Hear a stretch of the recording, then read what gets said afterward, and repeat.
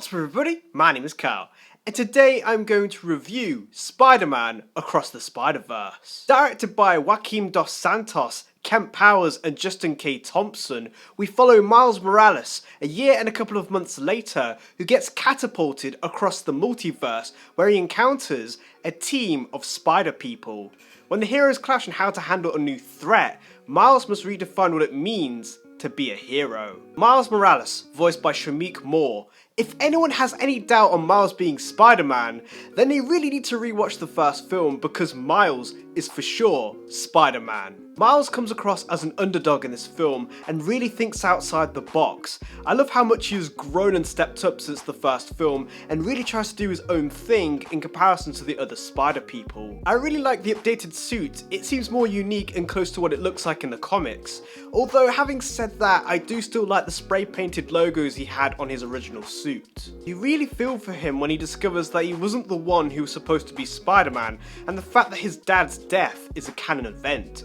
I can certainly understand why he's willing to do anything it takes to prevent that from happening. Gwen Stacy, voiced by Hailee Steinfeld. I like how this film opens as we follow her perspective of events that leads to her joining the Spider Society. It was quite heartbreaking initially when she reveals to her dad that she's Spider-Woman and he still has his gun pointed at her. I guess being a spider person really does mean you have to sacrifice a lot. Miguel O'Hara, voiced by Oscar Isaac.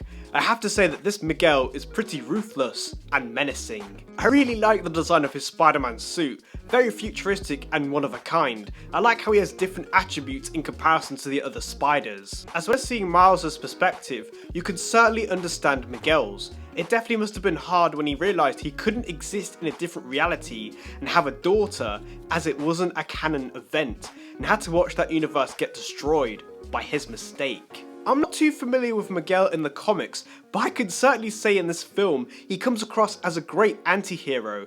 Pretty sure he came very close to killing or seriously injuring Miles on the train at the climax of the film. The Spot, voiced by Jason Schwartzman, has definitely become a villain that was pretty laughable to begin with, and then one that you shouldn't underestimate. I like what they did with The Spot. I remember seeing the 90s animated show and finding him to be a bit of a joke villain, and initially was expecting this, where we get introduced to the character in this film. But damn, they for sure did a 180 with The Spot. I like how Miles initially treats him as the villain of the week, to one who he should be afraid of. The sequence where The Spot fuses with the Super Collider in Mumbattan and shows Miles a glimpse of the future was terrifying. Favourite sequences. Opening sequence. I like how we aren't straight away with Miles and are retold the events of the first film from Gwen's perspective. We are also shown what Gwen's life has been like after the events of Into the Spider-Verse, but also showing her life when she first became Spider-Woman. Really love the use of colour in Gwen's dimension, a lot of blues and oranges. I think the blue is used to highlight Gwen's depression and loneliness after losing her Peter, and I guess hiding her true identity from her father. Miles vs. The Spot. I love the first encounter Miles has with the Spot. There's something so bizarre and comical about it. The Spot comes across as a not so serious antagonist who doesn't exactly know how to master his powers all that well. I love how he struggles to steal the ATM from the kiosk while Miles just sort of observes in amusement. It's interesting how it's revealed that the Spot was the reason for Miles' powers, having played around with the Collider in the first film and bringing in a radioactive spider from a different dimension. I also love how Miles created the Spot.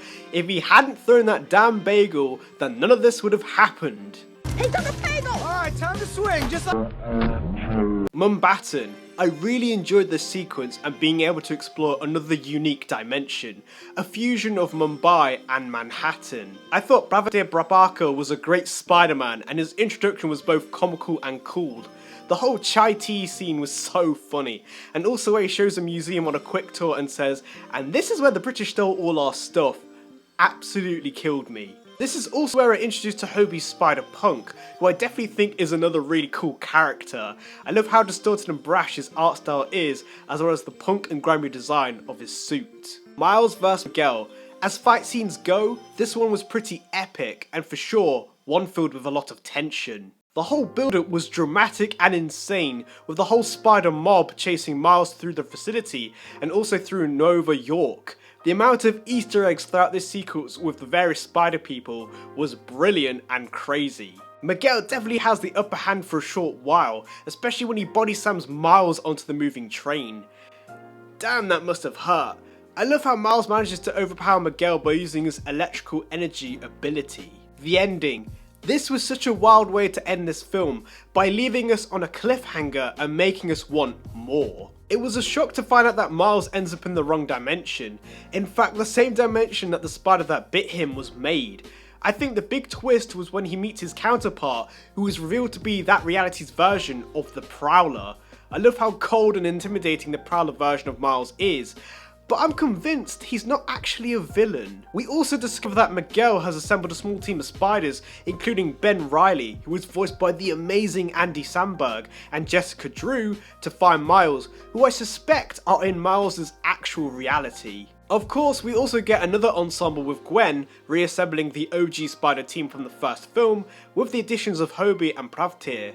I suspect they are trying to find Miles, but unfortunately, we're going to have to wait and find out if they succeed in Beyond the Spider-Verse. The good points of this film: characters. I really like how in this film we are introduced to new and different Spider-Man characters, from the likes of Jessica Drew, Hobie, Pravtir and Miguel, as well as retaining some of the characters from the first film, such as Peter B. Parker and Gwen Stacy. It's fun and interesting for this series to explore the weird and wonderful variants of Spider-Man.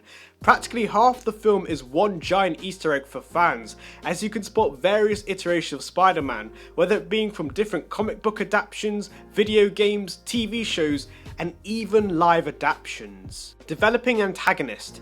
In some cases, the villain of the film can sort of become one-dimensional and generic, but with the Spot, it feels more thought out. I like how we start with a character that comes across as unserious and somewhat comical, to one where by the end, you kind of feel what he might do next.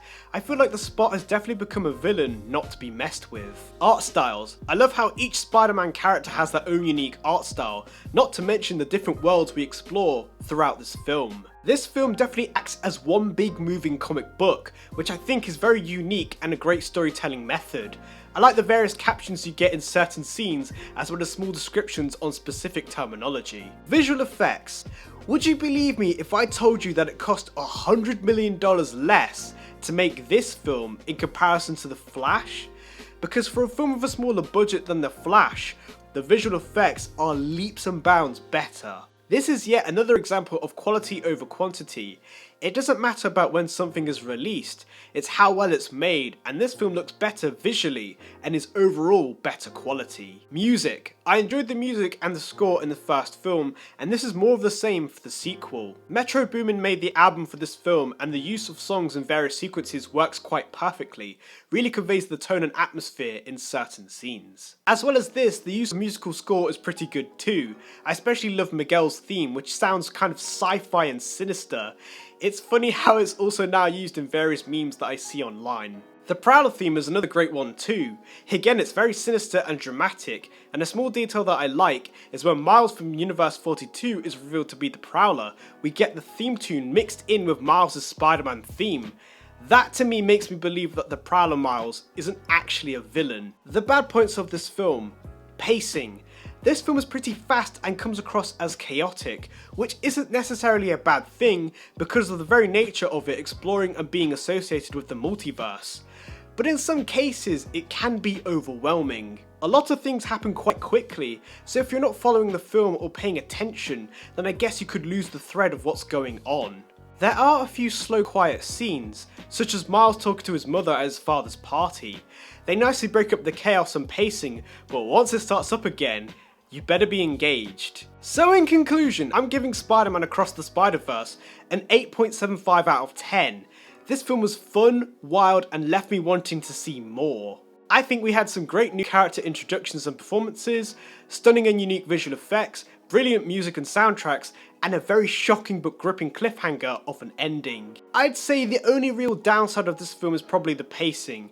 A lot happens very quickly, so if you're not focused or engaged, you could probably lose sense of what's going on, and I guess for some, it can be kind of overwhelming. This film is consistent alongside the first film, which I haven't actually reviewed or rated before.